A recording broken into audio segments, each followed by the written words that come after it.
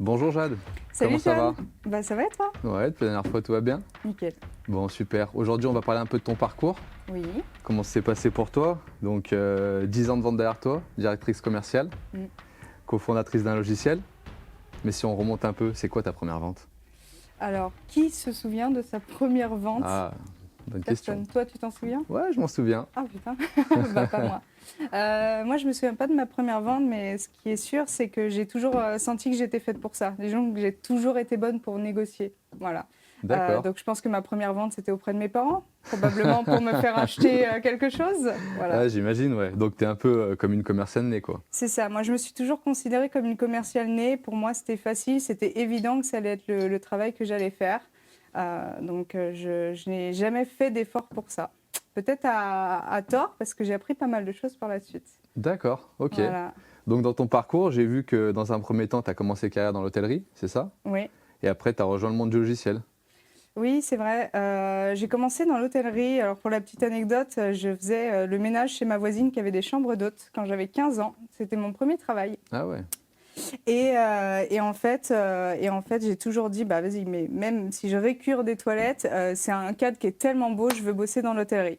Et donc, je suis naturellement, j'ai fait des études là-dedans, je suis devenue commerciale en hôtellerie. Et puis un jour, la vie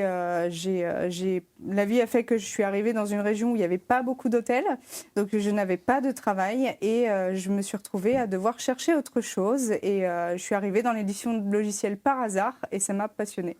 D'accord, d'où le changement de cap complet, quoi. Ouais. Ok. Et ensuite, du coup, tu passes 6 ans dans l'édition de logiciels. Qu'est-ce qui t'a, qu'est-ce qui t'a appris de différent, ce domaine-là? C'est complètement différent. Quand tu es en hôtellerie, tu vas vendre à des entreprises plus ou moins grosses, soit des groupes de chambres, soit, moi je faisais beaucoup des congrès, des séminaires. Je vendais D'accord. des séminaires à des chefs d'entreprise. Tu n'as pas vraiment de relationnel, c'est vraiment quelque chose d'assez simple à vendre à la fois. Il y a beaucoup de choses qui se font soit à la déco du lieu, au nombre de services que tu vas proposer, soit au prix. Le logiciel, c'est différent, c'est beaucoup plus intime. Tu rentres vraiment dans les désirs, les enjeux des chefs d'entreprise. Qu'est-ce que tu leur apportes un service et c'est vraiment quelque chose qui, pour moi, ouais, c'est plus intime. J'ai Ok. vraiment encore plus apprécié, commencé à apprécier vraiment le métier que je faisais grâce à ça. D'accord. Ouais, donc tu préfères ce domaine-là que ton premier métier dans l'hôtellerie, quoi. C'est différent, mais bon, commercial en hôtellerie, ça gagne pas des masses. Hmm. Donc, c'est différent, c'est complètement différent. Le logiciel, c'est quelque chose que je pensais que j'allais faire 1 ou 2 ans et finalement, tu vois, ça fait bientôt 10 ans que j'y suis. Bah, Jade, tiens, tout à l'heure, tu m'as parlé de terrain, de méthodologie. Du coup, durant toutes tes années, au niveau des méthodes, qu'est-ce qui t'a appris sur le terrain, sur ça? Alors, j'ai appris pas mal de choses dans l'univers du logiciel, notamment grâce à ma précédente entreprise, hein, que je remercie pour toutes ces formations. S'il y a une méthode que je devais retenir pour tous les commerciaux, c'est la méthode en jeu. Et voilà. Et l'art de dire pourquoi. La méthode en jeu, je connais pas. La méthode en jeu, c'est déterminer, comprendre les enjeux profonds d'un client ou d'un prospect. Donc, pour en parler un petit peu mieux, on va dire, par exemple, toi, tu veux acheter une voiture. Je suis Ok. commercial, je suis concessionnaire automobile. Bah voilà, je veux acheter une voiture. Eh bien, d'accord. Pourquoi vous avez besoin d'acheter une nouvelle voiture? J'ai envie de changement. Et pourquoi est-ce que vous avez besoin de ce changement? J'en ai marre de mon ancienne voiture, Qu'est-ce qui fait que probablement. vous en avez marre de votre ancienne voiture? Bon, on se lasse, hein. On se lasse, les d'accord? humains se Donc vous lassent, avez hein. besoin de nouveautés, vous avez besoin de... Ouais, peut-être. D'accord. Et qu'est-ce qui est important pour vous dans une voiture? Le confort. D'accord. Et pourquoi le confort? Bah, parce que quand on fait de la route, on veut toujours être confortable, on veut D'accord. être bien dans son véhicule. Tu vois, et ainsi de suite. En fait, c'est un peu dire pourquoi. Un bon commercial, il comprend les enjeux profonds. Tu as peut-être besoin d'une nouvelle voiture parce que tu veux une décapotable, tu veux plaire aux filles. Mhm. Tu as peut-être besoin d'une nouvelle voiture parce que tu as un troisième enfant qui est arrivé à la maison et donc tu as besoin d'une voiture plus grande. Tu as toujours des enjeux plus profonds et il faut savoir comprendre les enjeux. Et bien c'est pareil dans le milieu du logiciel ou dans tout autre milieu. Pourquoi est-ce qu'un chef d'entreprise va vouloir un nouveau CRM ou même s'équiper tout simplement d'un premier CRM? Parce que ça va me faire gagner du temps. Ok, pourquoi tu as besoin de gagner du temps? J'ai besoin de gagner du temps parce que je veux pouvoir rentrer plus tôt chez moi, pour voir mes enfants, pour voir ma femme, pour passer du temps et pas y bosser sur l'administratif tout le week-end, etc. etc. La Ouais, je méthode en comprends jeu, un peu c'est mieux, ça. ouais. C'est comprendre les enjeux profonds. Et pour ça, il faut beaucoup écouter. se taire. C'est le secret. Et donc, D'accord. moi, j'ai une méthode comme ça, je me dis toujours, voilà, il faut au moins que je dise 5 fois de suite pourquoi. Pourquoi ça? Et pourquoi ça? Et tu rebondis. Oui, Et pourquoi d'où ça? tes Et fameux pourquoi ça? pourquoi sur, Pourquoi? sur Il la ne faut pas fameuse avoir peur voiture. d'être intrusif. D'accord. Parce que, quitte à, dès le début du rendez-vous commercial, dire, bah tiens, voilà, je vais vous poser beaucoup de questions, vous inquiétez pas, c'est normal, hein, je ne suis pas de la police, tu peux même faire de l'humour. Je ne suis pas de la police, mais simplement, ça va me permettre de comprendre vraiment si moi, je suis là pour répondre à votre besoin, en fait. Et donc, les gens, bah voilà, et puis ça instaure un truc de confiance, on se connaît un peu mieux. Voilà. Et ça, les commerciaux, ils le font pas naturellement? C'est une technique qui est spécifique? Je vois encore beaucoup de commerciaux catalogues, ce que j'appelle des vendeurs catalogues. Après, voilà, c'est une technique comme une autre. Hein. Si vous reconnaissez, je suis désolée. Mais je vois encore beaucoup de commerciaux catalogues qui vont être là, qui vont arriver, qui vont présenter leurs produits, qui vont présenter leurs services. Et qui ne prennent pas forcément le temps d'écouter ou de comprendre les vrais enjeux de leurs clients. Et ça peut marcher un temps, surtout quand le client s'est déjà décidé. En gros, ça va si tu as un client ou un prospect qui s'est déjà décidé plus ou moins à acheter ton truc et il fait juste ce qu'il sa veut, commande. quoi. Voilà. Mais si tu as besoin de convaincre quelqu'un et que tu as 3 concurrents en face, ce qui fera la différence, c'est de savoir vraiment à qui tu t'adresses et pourquoi il a décidé de te recevoir aujourd'hui. D'accord, ok. Bon, je comprends un petit peu mieux. Voilà. Tu avais une anecdote concernant des fenêtres, apparemment. C'est quoi qui illustre cette idée pour toi? Ouais, bah, j'avais écrit un article là-dessus, merci d'en parler. J'avais écrit un article là-dessus où j'expliquais une petite expérience. J'avais donc une maison que je rénovais dans une vie passée et donc j'avais des fenêtres à toute la menuiserie, 9 fenêtres je crois à refaire et les volets qui allaient avec. Et donc je reçois différents prestataires de menuisiers et certains de grandes enseignes et puis d'autres des petits artisans. Et en fait, bah, Ils moi, étaient commerciaux ou c'était y en a, c'était alors artisan? bah, dans les grandes enseignes, c'était des commerciaux. Ok. Et sinon, c'était le gars lui-même en fait qui venait. Le petit artisan du coin, quoi. C'est ça, exactement.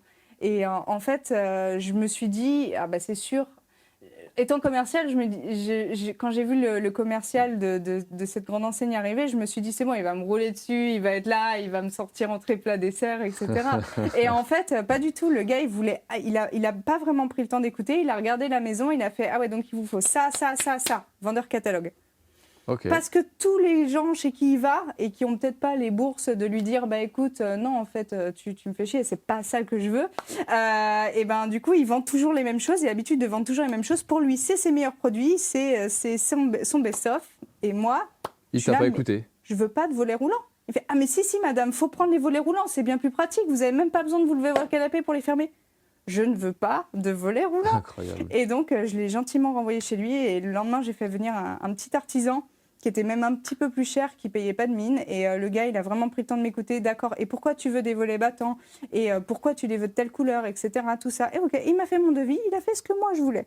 Et c'était ça, et j'ai signé avec lui. Ah, Voilà. comme quoi, hein. Comme quoi, il faut écouter. D'accord. Eh ben, dis donc. On va parler un peu du langage. Tu parles beaucoup de psychologie depuis tout à l'heure. Tu utilises quoi comme grille spécifique au niveau de la partie commerciale? C'est quoi principalement le SONCA, la méthode qu'on connaît tous, hein, Alors, son casse, c'est bien, c'est ce qu'on apprend en école de commerce. Ouais. Voilà, sécurité, orgueil, nouveauté, etc. Ça, c'est pas utilisable, je trouve, hein, en plein milieu d'un rendez-vous. T'es pas là dans ta tête, ah, je fais mon son casse. Donc, il est plutôt ça, il est plutôt ça. Non, moi, en fait, il y a un truc pareil que j'ai appris dans mon ancienne boîte à travers une formation. C'était donc la process communication. Alors, process com, pour te faire rapidement le topo, c'est donc... Tu connais pas? Non. C'est donc la NASA qui allait envoyer des gars ensemble 6 mois collés les uns avec les autres dans l'espace, et donc il fallait que ces personnes puissent s'entendre entre elles. Donc il fallait définir leur type de personnalité, et donc on a une espèce de pyramide chacun où on est tous un petit peu de 6 types de personnalités différents. Alors pourquoi c'est intéressant? Parce que moi j'ai appris ça s'appelle process communication parce que ça détermine ta façon de communiquer. C'est pas ton signe astrologique, quoi. C'est vraiment ta manière de parler. Par exemple, moi, tu as remarqué, je suis directive quand je parle, donc ma base, c'est promoteur. Je suis quelqu'un de promoteur. Je suis là, j'ai besoin d'être dans l'action. Donc du coup, plutôt que de dire « Est-ce que tu peux me passer le sel, s'il te plaît ?» Je vais être là, passe-moi le sel. Direct. Voilà, direct, J'ai exactement. Et puis, du coup, quelque chose qui est très présent aussi dans ma pyramide de ProcessCom, ça va être l'énergiseur. Donc je suis là, ça veut dire que c'est ce qui me pousse dans mes objectifs, ça va être d'avoir du fun, d'avoir quelque chose de drôle. J'ai besoin d'action et j'ai besoin en plus que ça me fasse rire ou que ça me défoule ou que ci ou que je ça. vois. Voilà, par exemple, toi, peut-être que tu vas être imagineur, persévérant. Persévérant, c'est les gens qui sont très valeur. Imagineur, c'est ceux qui vivent un peu dans leur tête. Analyseur, c'est ceux qui vont être très à l'aise avec l'organisation, les tableaux Excel, les machins. Ils ont besoin de tout organiser correctement. Ouais, tout planifier, ouais. Voilà. Mais tout ça s'apprend du coup Alors oui, effectivement, du coup, tu peux faire une formation, en fait, tu as un test à passer pour faire ça, c'est payant. Donc moi, mon entreprise me l'avait payé et l'avait payé à toute la boîte à cette époque-là, merci. Mais tu peux le faire toi aussi en allant chercher des trucs sur Internet. Ça, c'est pour mieux te connecter toi. Mais en fait, l'idée, c'est plutôt, moi, je conseillerais à tout le monde, lisez un livre sur la process communication pour apprendre à détecter le type de personne que tu as en face, rien qu'en l'écoutant parler. Et ça te permettra de savoir si tu es adapté pour être le bon interlocuteur pour lui ou pas. Moi, il y a des personnes où je sais que je ne suis pas du tout adaptée pour être en face d'elle. Et c'est OK, c'est comme ça. Des fois, il faut passer le relais à l'autre commercial si c'est possible. Évidemment, si tu n'es pas tout seul, quoi. Ouais, je comprends. Ouais. Voilà. En plus, c'est bien parce que ça va aller avec ma prochaine question. Savoir dire non. Est-ce que toi, en tant que commercial, tu sais dire non aujourd'hui? C'est dur, hein. Ah oui, je sais que c'est dur. Ouais. Toi. Ouais, comme toi, un peu le même parcours. Donc, c'est dur surtout quand tu es salarié, je pense. Ouais. Parce que quand tu es salarié, tu as des objectifs, tu as la pression parfois par le manager, parfois tout simplement pour ramener des sous à la maison avec les commissions.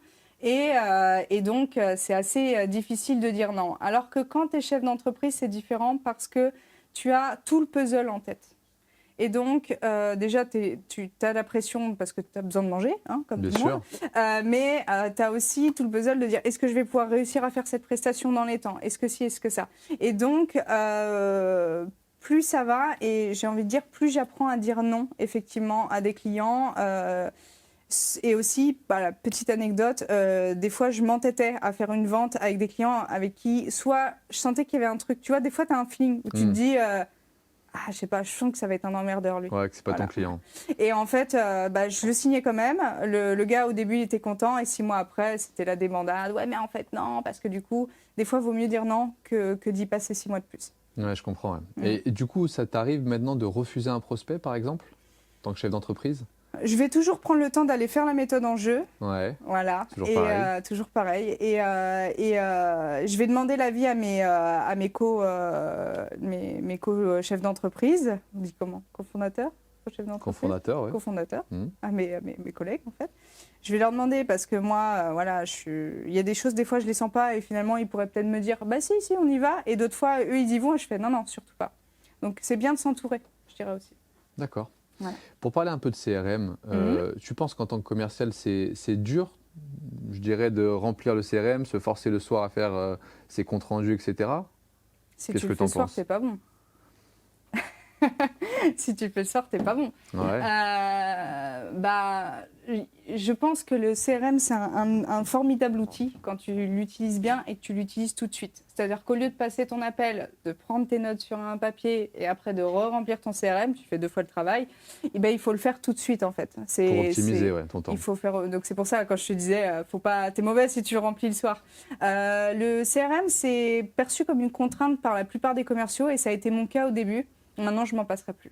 Parce que pour retrouver tes idées, pour retrouver tout ce que tu as fait, tes rendez-vous, tes appels, tes machins, où est-ce que tu en es, te mettre des rappels automatiques, etc., tout ça, il n'y a rien de mieux. C'est un peu comme si tu voulais faire tes tableurs Excel sur papier, alors qu'aujourd'hui, on a tous un ordinateur et c'est bien plus pratique. Mais il y en a toujours qui sont un peu persistants. Hein. L'ancienne méthode, un petit papier, un stylo, ils notent et ils font ça plus tard. Mais ton papier, au bout d'un moment, tu finis par le perdre. Oui, c'est vrai. Ouais. Je suis d'accord. Bon, on va parler d'un sujet un peu délicat, un sujet un peu qui fâche. Les commissions, c'est un sujet qui est souvent tabou. On en parle rarement en vidéo. Donc, je voulais aborder le point avec toi. Aujourd'hui, effectivement, c'est un moteur pour les commerciaux. Donc, je ne sais pas ce que tu en penses, ou peut-être l'inverse. Toi, c'est quoi ça dépend de comment c'est fait. Ton point de vue là-dessus? Ça dépend de comment c'est fait. Ouais. Les commerciaux, il faut partir du principe que globalement, tous, ils sont là pour la thune. Voilà, tu peux vendre n'importe quoi, tu peux vendre ta mère, tu peux vendre ton âme, tu peux vendre tout ce que tu veux. C'est l'argent, Les quoi. commerciaux, c'est l'argent. Voilà. Ok. Et c'est le métier où, globalement, on peut gagner quand même beaucoup d'argent. Mm. On peut. C'est pas le cas Oui, de tout après, le monde. souvent, il y a des Ça plafonds de dépend de commissionnement. l'entreprise. Des fois, il y a des plafonds, exactement. Et je pense que c'est là où ça devient un frein, c'est si tu vas aller plafonner ou tu mets des objectifs trop gros en disant, voilà, si tu atteins ça, tu auras tes commissions. Ça, tu te tires une balle dans le pied, hein, avis à tous les managers qui nous regardent. Non, c'est les commissions, il ne faut pas les plafonner. Au contraire, faut les accélérer. Si tu dépasses ton 100% Bien de ce sûr. que tu as fait, bah, faut mettre encore plus de commissions. On sent le vécu un peu quand même. Ouais, bah, c'est dur. J'ai vécu des traumatismes. Bah, tu sais, quand une année, tu vas surperformer en fait, dans un projet, par exemple, tu avais 100% d'objectifs à faire, puis tu en as fait 150, 200%, et que l'année d'après, ton 50%, ça devient ton 100%, bah, du coup, tu es obligé de resurperformer pour avoir le même niveau de vie que l'année d'avant. Et du coup, tu t'épuises. Et c'est là où beaucoup d'entreprises, malheureusement, épuisent leurs commerciaux. C'est parce que ils calent en fait leurs objectifs sur N-1. Et c'est pas la bonne méthode. Ça bride en fait, ça met un plafond de verre inatteignable. Et puis le commercial s'appauvrit je vois. et il finit par partir. D'accord, ok. Bon, bah, merci pour cette franchise. On parle un peu de CRM, on a abordé le sujet tout à l'heure. Pour toi, c'est un outil de flicage, pas spécifiquement. Qu'est-ce que tu en penses? Et toi, t'en penses quoi? Moi, je pense que c'est utile, le CRM, voire très utile pour certaines personnes. Après, il y a toujours des réticents et toujours des gens qui vont se dire ah, ça m'énerve, je vais être fliqué, j'ai pas fait mon travail correctement. Donc, c'est pour ça que je te pose la question. Toi, vu que tu développes ces logiciels. C'est à la fois, si on se ment pas, c'est à la fois un outil, je dirais pas de flicage, mais de management, disons. Et à la fois, c'est un outil qui est extrêmement précieux pour les commerciaux et tous les commerciaux devraient bien l'utiliser. Pour ceux qui viendront après, parce que quand il y a un commercial qui fait du turnover comme ça, du coup, quand tu arrives à un nouveau en poste et que tu as tous les fiches clients qui sont déjà remplis avec tout l'historique, tu es super content. Pour le flicage, oui et non. Par exemple, si je suis manager et que j'ai un CRM qui est bien rempli, je vais voir mes meilleurs éléments de l'équipe et je vais avoir toutes ses stats, le nombre d'appels qu'il a passé, le nombre de rendez-vous qu'il a fait, etc. Tout ça. Et en face, j'ai peut-être un élément qui est un peu plus à la traîne et je vais pouvoir aller comparer les données pour dire, tiens, peut-être que si tu fais plus comme lui, comme ça, etc., du coup, tu y arriveras peut-être mieux. Et puis, les mettre en bisbille, quoi, tout simplement, pour qu'ils se disent, tiens, tu as des techniques, voilà. Alors, on voit que tu en as vendu des logiciels de CRM, hein. Tu sais bien de quoi tu parles. Ouais. Et dans la vraie vie, les commerciaux, ils en font quoi du CRM concrètement? Ils voient un peu comme une contrainte, il faut le remplir. Mais ils sont bien contents quand il est bien rempli par les autres. Ouais. Donc voilà, c'est comme faire la vaisselle. Tu es content quand elle est faite, mais tu n'as pas envie de la faire. Voilà. C'est sûr que c'est une belle comparaison. Alors Jade, du coup, on va parler un peu de notre sujet principal. Tu as rejoint Quintessia. Pourquoi aujourd'hui rejoindre Quintessia? C'est-à-dire quitter un CDI confortable pour devenir cofondateur d'un logiciel? Pas tout le monde le ferait, quoi. C'est quand même un pari risqué. C'est risqué, effectivement, et c'est pas l'histoire exacte. J'ai pas quitté mon CDI pour Quintessia. D'accord. Il se trouve que, comme parfois des trentenaires le traversent dans leur vie, j'ai eu un petit moment difficile avec mon ancien travail où je suis passée par une phase de burn-out qui n'était pas forcément liée à eux. L'entreprise où c'est tu pas étais. eux qui m'ont mis la pression ou quoi, pas du tout. Ils ont été très très bien. C'est juste moi qui n'étais plus forcément en valeur, qui était un peu en décalage avec mon travail et donc qui l'a assez mal vécu. Je suis passée par une phase très sombre et au milieu de cette phase très sombre, du coup il y avait Fred et Thibaut que j'ai rencontrés et qui me parlaient de ce projet-là et donc qui me... Fred et Thibaut qui codent depuis 7 ans ce logiciel de ce que j'ai vu. Ouais. Oui, effectivement, eux ils le faisaient à côté de leur travail. En fait, ils codaient le soir, le week-end, peut-être même pas dans un objectif de commercialiser à la base. Mais par plaisir. Moi, quand j'ai découvert le truc, j'ai fait, les gars, c'est trop bien ce que vous avez fait. Donc vas-y, là, moi j'ai la commerciale, quoi. On va le vendre ce truc-là. Normal. Et donc ils m'en ont parlé et ils m'ont dit, let's go, quoi, rejoins-nous. Et moi, j'ai pris le temps de sortir un petit peu de ma phase difficile. Et après, je m'y suis mis à fond et je me suis éclatée. Et quand tu arrives, tu leur demandes de tout refaire. Ouais. Incroyable. Les pauvres. En plus, en fait, en gros, c'est que c'était très fonctionnel, mais c'était très moche. Tu sais, comme deux codeurs, ils sont là, ils ont le nez tout le temps dedans. Tu avais l'impression de regarder un tableur Excel un peu amélioré. Moi, j'ai fait, les gars, vous pouvez pas vendre ça. Et c'était, mais toi, c'est super. J'ai dit, alors, c'est super, mais personne va l'acheter, c'est pas sexy. Donc, je leur ai Il fait fallait une touche féminine, t'es en train de dire. Exactement, évidemment, pas vos pouvoirs.